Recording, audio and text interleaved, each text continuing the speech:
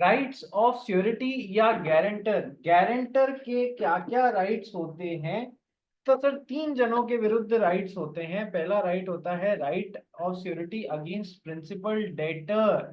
Sir ये कर लिया था अपन ने कल, right of subrogation and right of indemnity. Subrogation का मतलब होता है to step into the shoes of another person, तो क्रेडिटर के शूज में घुस के प्रिंसिपल डेटर के खिलाफ वो सारे राइट्स मिल जाएंगे श्योरिटी को, जो कि क्रेडिटर को प्रिंसिपल डेटर के खिलाफ मिलते हैं। ठीक है, आ जाओ आज सेकंड स्टार्ट करते हैं।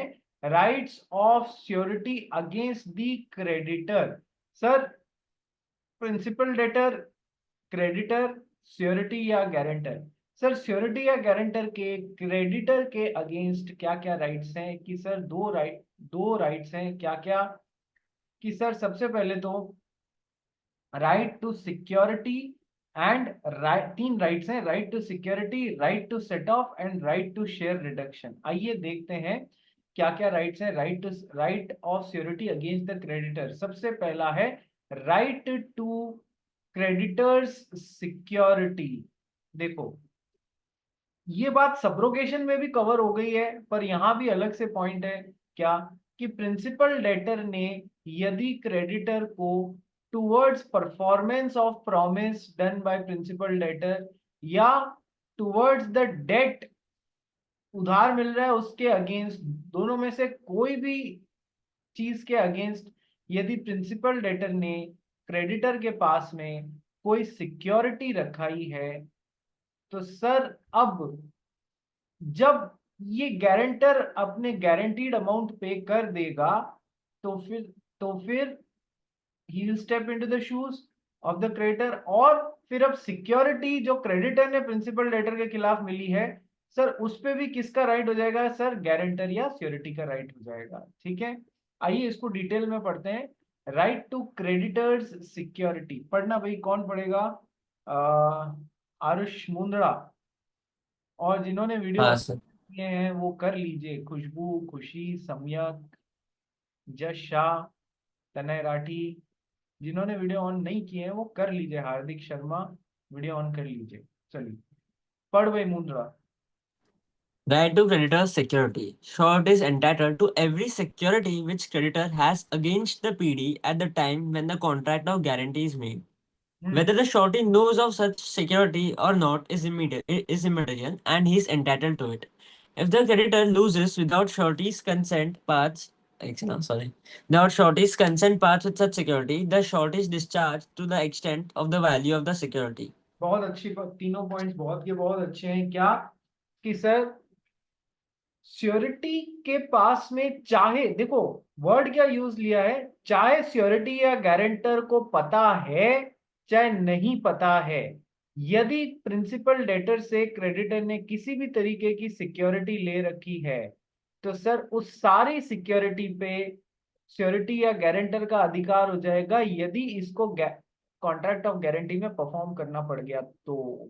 ठीक है, तो सबसे जरूरी बात क्या है? चाहे इसको पता है चाहे इसको पता नहीं है, यदि सिक्योरिटी ली गई है क्रेडिटर के द्वारा अगेंस्ट द प्रिंसिपल लेटर, कब सिक्योरिटी ली गई है? At the time of making this contract. Sir उसी समय जो भी सिक्योरिटी ली गई है उस सब पे चाहे पता है चाहे नहीं है इसका अधिकार होता है, number one.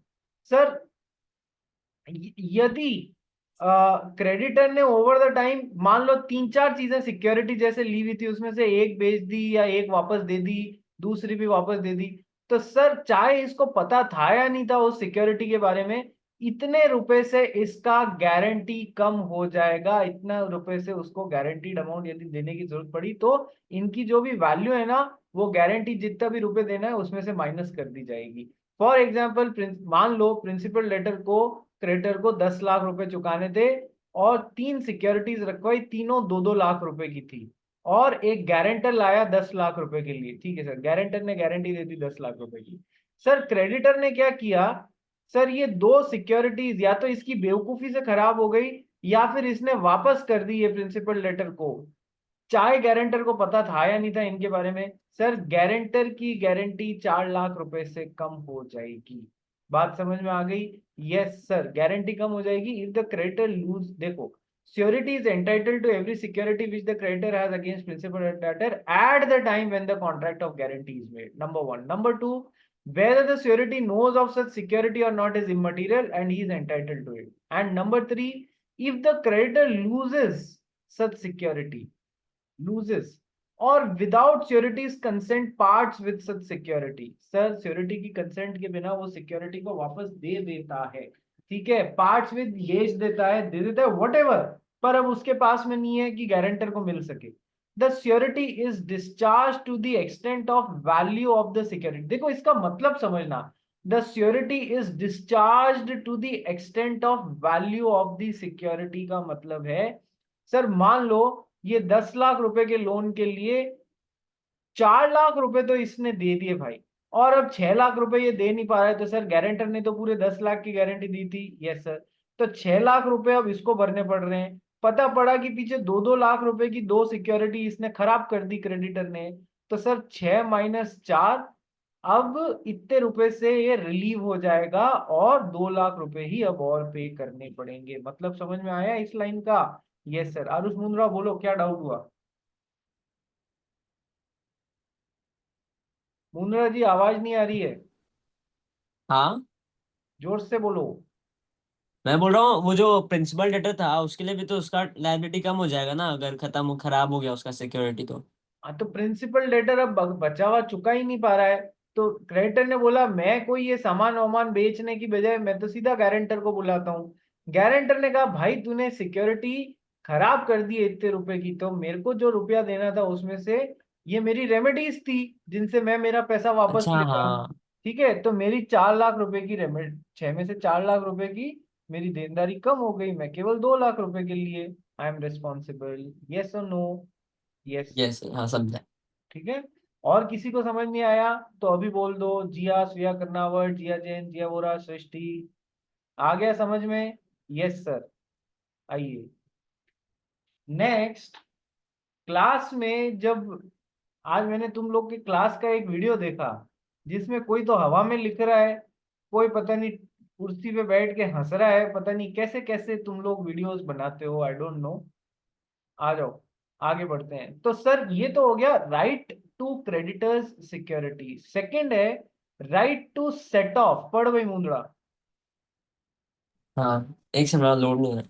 Right to set off, surety can have the benefit of the set off which the PD had against the creditor. Which the PD had against the creditor. Sir मान लो कोई पहले का एक ट्रांजैक्शन है जिसमें principal letter creditor से 4 लाख रुपए मांगता है, और अब एक ये नया ट्रांजैक्शन है जिसमें इसने प्रिंसिपल लेटर ने क्रेडिटर से 10 लाख रुपए का उधार लिया है, ठीक है सर, और गारंटर ने पूरे 10 लाख रुपए की गारंटी दी है, यस सर। अब प्रिंसिपल लेटर चुका नहीं पा रहा है, यस सर, गारंटर को 10 लाख रुपए चुकाने के लिए बुला लिया गया। गारंटर को पता पड़ता है कि सर प्रिंसिपल लेटर का क्रेडिटर के खिलाफ 4 लाख रुपए का एक सेट ऑफ अवेलेबल है, तो जो प्रिंसिपल लेटर को क्रेडिटर के खिलाफ सेट ऑफ अवेलेबल है उसका फायदा गारंटर भी ले सकता है कि सर मेरे को 10 लाख देने हैं आपको, किसके ब्याह पे? प्रिंसिपल लेटर के ब्याह पे। आपको भी तो प्रिंसिपल लेटर को 4 लाख रुपए देने थे, तो सर नॉर्मल रूल तो यही बोलता है ना कि 4 लाख रुपए, नॉर्मल रूल यही बोलता है कि 4 लाख रुपए सेट ऑफ होएगा और बचे हुए 6 लाख, तो सर उसका फायदा मुझे भी तो मिलना चाहिए, मैं भी तो केवल 6 लाख रुपए के लिए ही रेस्पॉन्सिबल होऊंगा, ठीक है। तो प्रिंसिपल लेटर को क्रेडिटर के खिलाफ यदि कोई सेट ऑफ अवेलेबल है तो उसका फायदा गारंटर को भी मिलेगा। बियानी इसमें क्या जोक आया जो हंसी आ गई? बियानी कह रही है सर मैंने अपनी दुकान के शटर डाल दिए हैं, इसका जवाब नहीं है मेरे पास में। Next point number C, right to share reduction. Last question exam में, लास्ट एग्जाम में इन पॉइंट्स में से क्वेश्चन आया था, राइट टू सेट ऑफ पे आया था, मल्टीपल पॉइंट्स मिला के आया था, मल्टीपल पॉइंट्स मिला के। एक तो को सिक्योरिटीज पे क्वेश्चन आया था, राइट टू सेट ऑफ में भी उसी में मिला लिया था, कोई चीज चोरी हो गई उस पे भी मिला लिया था, मतलब जो कोई भी चीज जो है ना छोड़ी नहीं इन लोगों ने को सिक्योरिटी के राइट्स में। ऐसा मतलब एक क्वेश्चन बनाया कि सर बैंक वाला है, तो बैंक ने किसी को उधार दिया, उधार वाले ने गारंटर मांग, बैंक ने गारंटर मांगा, यस सर। गारंटर का आपस में इससे कोई डीलिंग था, यस सर। सर वो भी सेट ऑफ मिल सकता है क्या? प्रिंसिपल लेटर से कोई पैसा लेना बाकी है तो उसका तो सेट ऑफ गारंटर क्लेम करेगा ही। खुद से भी जो पैसा, मान लो बैंक को कोई चीज, ये सप्लायर था, फर्नीचर सप्लाई किया इसने, सर उसका पैसा लेना बाकी है, तो गारंटी अमाउंट में से खुद को जो पैसा लेना बाकी है वो भी तो सेट ऑफ करवा सकता है, यस सर, वो भी सेट ऑफ करवा सकता है। अभी तक उसका पैसा मिलना बाकी हो तो यस सर, एब्सोल्युटली करवा सकता है। ओके सर, प्रिंसिप बैंक ने कोई चीज जो गिरवी रखी हुई थी उसको घुमा दिया, सर उसका सेट ऑफ, पूरा इस पे एक एक पॉइंट, सारे पॉइंट मिला के सवाल एक ही बना के पूछ लिया, तो सर जितने कंसेप्ट क्लियर होंगे उतने ज्यादा अच्छे से नंबर आएंगे। ठीक है, next, right to share reduction, इसको पढ़ना भाई। Right to share reduction. The shorty has right to claim reduction in his liability if the principal debtor becomes insolvent. Example: X took a loan of 50,000 from Y, which was guaranteed by Z. X became insolvent and only 25% is realized from his property against liabilities. Now Y will receive 12,500 from X and now Z is liable to pay 37,500. 50,000 minus 12,500. ठीक है, तो easy point है क्या? Sir principal letter है, creditor है, और creditor ने guarantor मांगा था, समझदार आदमी था, ठीक है, तो गारंटर ले लिया उधार देने से पहले या फिर लोन देने से पहले। Sir principal debtor over the time जो है वो इंसॉल्वेंट हो गया, और इंसॉल्वेंट आदमी को अपने कॉन्ट्रैक्ट्स ऑनर करने की जरूरत रहती है क्या? नहीं सर। तो प्रिंसिपल लेटर की प्रॉपर्टी में से केवल 25% पैसा ही वसूला जा सका। सर प्रिंसिपल लेटर को क्रेडिटर को चुकाने थे 50,000 रुपए, तो सर उस पेटे इनको कितने मिले कि सर 12,500 रुपए ही इससे वसूले जा सके। तो सर अब गारंटर पूरे 50,000 रुपए नहीं चुकाएगा, वो इस रिडक्शन का क्लेम कर सकता है कि देखो 12,500 तो तुमको वहां से ऑलरेडी मिल चुके हैं, तो मेरी लाइबिलिटी मात्र 37,500 ही रहेगी। ठीक है, वो दोबारा दोबारा तुम नहीं वसूल सकते हो। तो the surety has the right to claim reduction in his liability if the principal debtor becomes insolvent, और उसकी प्रॉपर्टी से कुछ मिल जाता है तो। ठीक है, आइए तो अब हमने क्या पढ़ लिया?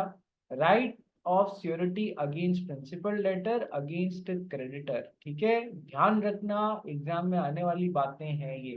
अच्छा, कई बार है ना बच्चों को इंप्रेशन हो जाता है कि ये एक्स वाई जेड टॉपिक तो जस्ट पिछले वाले एग्जाम में पूछे हैं, तो इस बार थोड़ी ना पूछेंगे। बेटा इंस्टीट्यूट तुमसे एक कदम आगे है, तुम डाल डाल तो इंस्टीट्यूट पात पात। ठीक है, सुनिए ये कहावत, मैं डाल डाल तो तू पात पात। ठीक है, तो एक कदम आगे रहेगा, वो जानबूझ के कई बार पिछले जो टॉपिक्स आए हैं ना उनमें से रिपीटेटिव क्वेश्चन, उन्हीं टॉपिक्स में से नए रिपीटेटिव क्वेश्चन दे देता है, ताकि बच्चा ये सोच के जाए ये पिछली बार टॉपिक आ चुका है तो ये थोड़ी ना पूछा, अरे पूछेगा।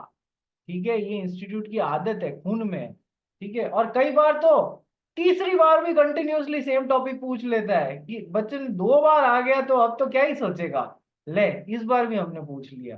तो बेटा अपनी क्या ड्यूटी बनती है, आए नहीं आए अपने को तो 100% कोर्स पूरी तरीके से करना है। ठीक है, यस सर।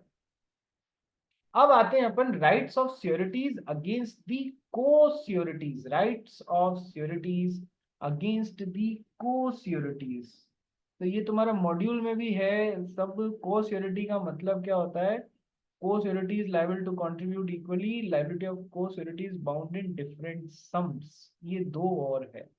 तो इसको अपन देखते हैं, right to claim contribution equally and right to claim contribution only agreed sums. चलो आओ एक बार देखते हैं, right of surety against other co-sureties, तीसरा पार्ट चालू करते हैं। Right against other co-sureties, co-sureties पढ़ भाई। Co-sureties, when the same debt or duty is guaranteed by two or more persons, such persons are called co-sureties. Situation कुछ Co-sureties, ऐसी है कि सर ये प्रिंसिपल लेटर, ये creditor, यहाँ पर श्योरिटी नंबर 1 और श्योरिटी नंबर 2 एक से अधिक, तो ये दोनों क्या कहलाएंगे? को श्योरिटीज। ठीक है, यस सर। Point A.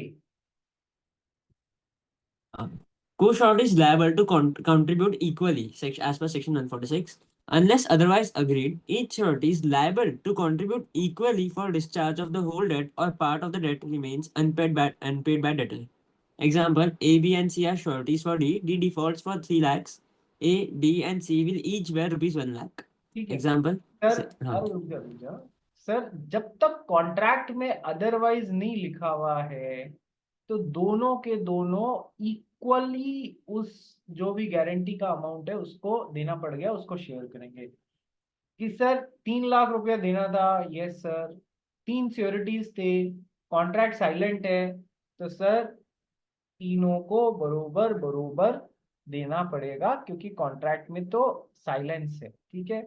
हाँ, कॉन्ट्रैक्ट अदरवाइज बोलता है तो हम कैसे डील करेंगे कि सर ये इतने रुपए के लिए रिस्पॉन्सिबल है, ये इतने के लिए, ये इतने के लिए, सबकी लिमिट बता दी, तो वो आगे मैं आपको सिखाऊंगा कैसे डील करना है। ठीक है।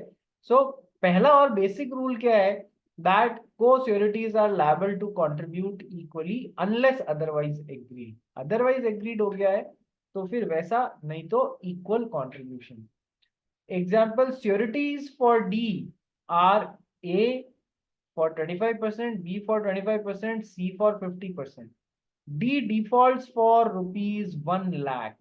1 लाख रुपए के लिए डी ने डिफॉल्ट कर दिया, तो सर सिंपल सी बात है, सर आधा हिस्सा ये बेयर विथ करेगा, सर 50,000 ये, 25% ये बेयर विथ करेगा, 25% ये बेयर विथ करेगा। तो सर मतलब ए 25,000, बी 25,000 और सी 50,000, 1 लाख रुपया इस तरीके से बेयर विथ किया जाएगा। ठीक है। नाउ सर इसमें अब एक कैच भी है sir, right to claim contribution of only agreed sum. ठीक है। एक तो आपने परसेंटेज के तौर पे बता दिया, तो जो भी अमाउंट आ रहा है आप उतना परसेंटेज बेयर विथ कर लेंगे, ये हो गई एक बात। और ये दूसरी बात है कि मेरी मैक्सिमम लाइबिलिटी आप परसेंटेज तौर पे नहीं बता रहे हैं, आप अमाउंट के तौर पे बता रहे हैं, तो कैलकुलेशंस फ्लिप हो जाएंगी, अलग तरीके से होने लग जाएंगी। ये और ये दो अलग अलग चीजें हैं। यहाँ पर तो आपने परसेंटेज रूप में बता दिया कि जो भी लॉस होगा उसका 50%, 25%, 25%, तो सर उसमें तो कोई दिक्कत ही नहीं है। पर सर आपने अपना मैक्सिमम अमाउंट बता दिया कि मैं मैक्सिमम 1 लाख तक के लिए जिम्मेदार, बी मैक्सिमम 2 लाख तक के लिए जिम्मेदार, सी मैक्सिमम 4 लाख तक के लिए, तो फिर तकलीफें आने वाली है कैलकुलेशन में। दर्श जैन बोल क्या हुआ। सर अगर डेटर ने 3 लाख का लोन लिया और कोष और भी हर एक एक लाख के लिए प्रॉमिस करते हैं, फिर पता चलता है कि बैंक को पैसे देने हैं 30,000, तो फिर श्योरिटी में ये 10-10 हजार बटेंगे आगे और यस ऑफसेट होगा। एग्जैक्टली, सब में बढ़ जाएगा। ठीक है। चलिए, हाँ हाँ, और कोई डाउट है? नहीं सर। ठीक है, चलिए आगे बढ़ते हैं अपन। तो सर एक बार मैं, थोड़ा सा मेरे को समय दो, मैं पैरेलल एक बार मॉड्यूल को भी देखता हूँ कि सर सेक्शन 146 अभी जो अपन ने पढ़ा, co-sureties liable to contribute equally unless otherwise agreed. कि सर देख, तूने जो 10 दिन अभी बात पूछी ना, unless otherwise agreed each surety is liable to contribute equally for discharge of whole debt और part of the debt which remains unpaid by the debtor. तो 1 लाख देना था, उसमें से 70,000 तो उसने दे दिए, 30,000 रुपए पार्ट ऑफ द डेट वो नहीं दे पाया, तो सर अब वो तीनों श्योरिटीज के बीच में बरोबर बरोबर बढ़ जाएगा। ठीक है। चलिए अब यस, लाइबिलिटी ऑफ को sureties bound in different sums, ये थोड़ा सा टिपिकल है और इस पे भी लास्ट टाइम एग्जाम में क्वेश्चन आया था। लाइबिलिटी ऑफ को sureties bound in different sums या right to claim contribution of only agreed sum bound in different sums। आइए पढ़ते हैं इसको, पढ़ना चालू कर भाई। The principle of equal contribution is subject to the maximum limit fixed by a surety to his liability. Co-sureties who are bound in different sums are liable to pay equally as far as the limits of their respective obligations permit. अच्छा Example. एक minute रुक जा, एक minute रुक जा। The principle of equal contribution is however subject to maximum limit fixed by surety to his liability। exactly same point है। Co-sureties who are bound in different sums are liable to pay equally as far as the limits of their respective obligations permit. Sir ये बहुत बड़ी बात है sir, अलग अलग सम का मैंने बोल दिया। कैसे? देखो एग्जाम्पल ए ये देखो, ये लाइन क्या बोल रही है कि सर मान लो ए ने 1 लाख रुपए की लाइबिलिटी ली है, ए पहला को श्योरिटी है, श्योरिटी नंबर 1 ए है, उसने 1 लाख बोला, बी ने 2 लाख बोला और सी ने 4 लाख रुपए की गारंटी दी है। ठीक है सर, दी है। लेकिन सर अब इसमें भी पॉइंट क्या लगेगा, इसमें सिंपल सा पॉइंट लगेगा, co-sureties who are bound in different sums are liable to pay equally as far as their limits of their respective obligations permit। Sir मान लो कि सर नुकसान हुआ ही फॉर एग्जाम्पल 90,000 का है। सर हमने ये बोला ए मैक्सिमम 1 लाख रुपए तक, बी मैक्सिमम 2 लाख तक, सी मैक्सिमम 4 लाख तक। बट सर नुकसान जहां तक पॉसिबल है तीनों इक्वली शेयर करेंगे, जहां तक पॉसिबल है। नुकसान कितने का हुआ? 90,000 की गारंटी देनी पड़ गई। सर तीनों के पार्टी 30,000 30,000 30,000 बरोबर आएगा। सबकी लिमिट के अंदर अंदर ही आ रहा है या नहीं आ रहा है बताओ? सबकी लिमिट के अंदर अंदर ही आ रहा है ना। ये रूल कैसे काम करेगा? अभी पहला स्टेप समझ में आया तुमको? यस सर, कि सर जहां तक पॉसिबल हो लिमिट्स के अंदर भी सब इक्वली शेयर करेंगे, लिमिट्स के अंदर भी सब इक्वली शेयर करेंगे। आओ एग्जाम्पल देखते हैं। देखो example A B and C contract to act as sureties for D via different bonds for different penalties or guarantees as follows। Guarantee undertaken, sir A ने 1 लाख रुपए की गारंटी ली, बी ने 2 लाख की ली और सी ने मैक्सिमम अमाउंट 4 लाख तक की ली। 1 लाख मैक्सिमम, मेरी लाइबिलिटी 1 लाख मैक्सिमम, मेरी लाइबिलिटी 2 लाख मैक्सिमम, मेरी लाइबिलिटी 4 लाख मैक्सिमम। भैया नहीं इधर देख ले, ठीक है, मेन स्क्रीन पे देख ले तो समझ में आएगा, नहीं तो हवाई करती रह जाएगी एग्जामिनेशन हॉल में पेपर्स से। ठीक है आ जाओ नेक्स्ट। तो सर अब पहली situation, D defaults for ₹3 lakh, surety to pay as follows. Sir D ने मतलब D is the principal debtor, उसने क्रेडिटर को जो भी पैसा देना था उसमें 3 लाख रुपए नहीं दे पाया वो, तो अब श्योरिटी को सर 3 लाख रुपए। यस सर, अपना बेसिक रूल क्या है, श्योरिटीज को इक्वल कंट्रीब्यूशन करना पड़ेगा, लेकिन मैक्सिमम आप उसकी जितनी उसने गारंटी दी है उससे ज्यादा नहीं मांग सकते। तो सर 3 लाख रुपए और हमारे पास में 3 गारंटर्स हैं, तो सर आइडियली कितनी कितनी आनी चाहिए सर? तीनों की 1-1 लाख आनी चाहिए या नहीं आनी चाहिए? यस सर, तीनों की 1-1 लाख आनी चाहिए। क्या उनकी लिमिट्स ब्रीच हुई? नहीं सर, उनकी लिमिट्स भी ब्रीच नहीं हुई। इसको भी 1 लाख रुपए से, इसकी लिमिट ब्रीच नहीं हुई, इसकी भी ब्रीच नहीं हुई, इसकी भी ब्रीच नहीं हुई। ये रूल जो सेकंड लाइन है ये कैसे काम करेगी ये समझ में आया? co-sureties who are bound in different sums are liable to pay equally as far as their limits of their respective obligations permit। ये लाइन और ये दो एग्जाम्पल समझ में आए या नहीं आए? पहला एग्जाम्पल दर्ज जैन डाउट है क्या बेटा? नहीं sir.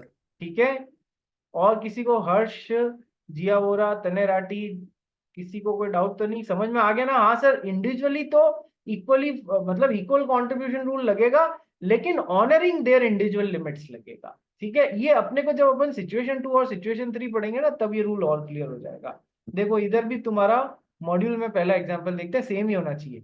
A B and C as sureties for D enter into 3 several bonds. A ने 1 लाख रुपए तक की ली है, बी ने 2 लाख तक की, सी ने एग्जैक्टली सेम है। अब condition two D is duly accounting to E. ठीक है sir, D makes a default to the account of 3 lakh, A B and C each liable to pay 1 lakh. क्यों? क्योंकि सर इक्वल कंट्रीब्यूशन का रूल लगेगा, लेकिन individual limits को भी honour करना होगा। अब आ जाओ अपन एग्जाम्पल नंबर 2 की तरफ बढ़ते हैं। सिचुएशन नंबर 2, सर डी ने 4 लाख रुपए का डिफॉल्ट मारा, डी ने 4 लाख रुपए का डिफॉल्ट मारा। अब बताओ, अब थोड़ी सी सिचुएशन टेंस्ड हो गई है। तो सर वैसे तो 4 लाख डिवाइड बाय 3 होना चाहिए था, वैसे तो 4 लाख डिवाइडेड बाय 3 होना चाहिए था, यानी करीब 1,33,000 1,33,000 1,33,000 तीनों को देना चाहिए था। पर सर एक ही तो लिमिट ब्रीच हो जाएगी, यस सर। तो सर पहला कैलकुलेशन करो, आ जाओ देखो सर, तीनों 1-1 लाख रुपए देंगे, सबसे पहले तो यही हो जाएगा। यस सर, तीनों 1-1 लाख रुपए देंगे। Okay sir. कितना चुक गया सर? 3 लाख चुक गया। अब बचा कितना है सर? 4 लाख की सर 1 लाख और बचा है। तब उस 1 लाख में अब बचे हुए ये दोनों इक्वल कंट्रीब्यूशन लेंगे या नहीं लेंगे कि सर ये भी 50,000 और देगा और ये भी 50,000 और देगा? Yes sir. ठीक है, तो यानी कि ए 1 लाख देगा, बी 1.5 लाख देगा, सी 1.5 लाख देगा। आइडियली तो ऐसा ही होना चाहिए। आइए देखते हैं क्या है आंसर। यस सर, ए 1 लाख देगा, बी 1.5 लाख देगा, सी 1.5 लाख देगा। कारण समझ में आया? Yes sir. कैसे कैलकुलेशन करनी है आओ देखते हैं, तुम्हारे मॉड्यूल में यही दिया हुआ है क्या? यस देखो, ए liable to pay 1 lakh and B and C 1.5 lakh each. Correct है? करेक्ट है। दर्जन समझ में आया? इंडिविजुअल लिमिट्स को देखते हुए फिर सर अब बचे कौन कि सर पहले 1-1 लाख तीनों ने कंट्रीब्यूट कर दिया। Yes sir. अब बी और सी, इनकी लिमिट्स अभी भी बची है, तो अब बी की लिमिट में फर्दर अपन डिस्ट्रीब्यूट कर देते हैं कि सर अब बचा ही 1 लाख रुपए, दोनों में 50-50 डाल देंगे। इसकी 2 लाख की लिमिट थी वो भी ब्रीच नहीं हुई, इसकी 4 लाख की थी वो भी ब्रीच नहीं हुई। ऐसा मत कर देना कि सर एक की, दो की और एक की, दो की, इसकी दो की और चार की, कि सर 1:2:4 के रेशो में बांट लेंगे। 1:2:4 के रेशो में हम 4 लाख रुपए को बांट लेंगे। क्या ऐसा होएगा क्या? 4, 5, 6 और 7 की 4 लाख रुपए को 7 से डिवाइड करो और फिर ए का तो इतना हो गया, बी का इतना हो गया, सी का इतना हो गया।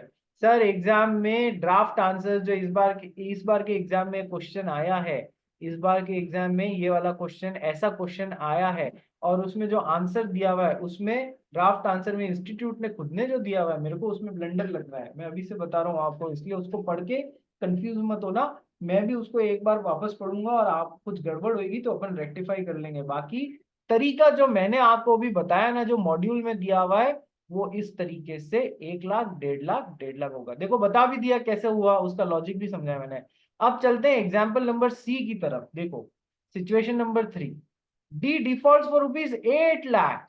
D default for rupees 8 lakh, 8 lakh रुपए के लिए डी भाई साहब ने डिफॉल्ट कर दिया। अब हमारे पास तो गारंटी टोटल 7 लाख रुपए की है यार। ए ने कितने मैक्सिमम लाइबिलिटी ली हुई है कि सर 1 लाख की, बी ने कितनी ली हुई है कि सर 2 लाख की मैक्सिमम लाइबिलिटी ले रही है ये एज अ गारंटर, और सी ने कितने की ले रखी है कि सर 4 लाख की ले रखी है। Yes sir. डिफॉल्ट कितना हो गया सर? 8 लाख का हो गया सर। ठीक है सर, तो कैसे होगा सर? इसमें तो कोई दिक्कत ही नहीं है।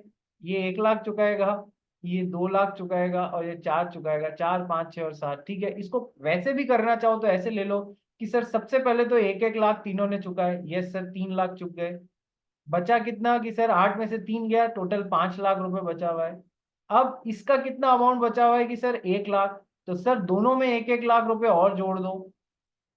ठीक है सर। तो इसकी भी लिमिट एग्जॉस्ट हो चुकी है, इसकी भी लिमिट एग्जॉस्ट हो चुकी है। ये टोटल कितने चुकाएगा? 1। ये टोटल कितने चुकाएगा? 2। अब इसकी लिमिट कितनी बची हुई है सर? अभी भी 2 की बची हुई है। 5 में से 2 और गए सर, 3 लाख रुपए और चुकाने, और इसकी लिमिट अभी 1+1 2 है, तो 2 और चुका सकता है, तो इसमें 2 और जोड़ दो। तो सर 4।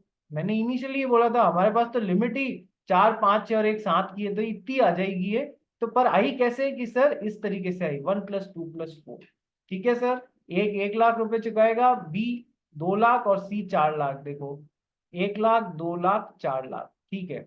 अब इसमें तुम्हारे मॉड्यूल में कुछ और भी एग्जाम्पल दिए हुए हैं तो देखते हैं। वही है 1 लाख, 2 लाख और 4 लाख। ठीक है।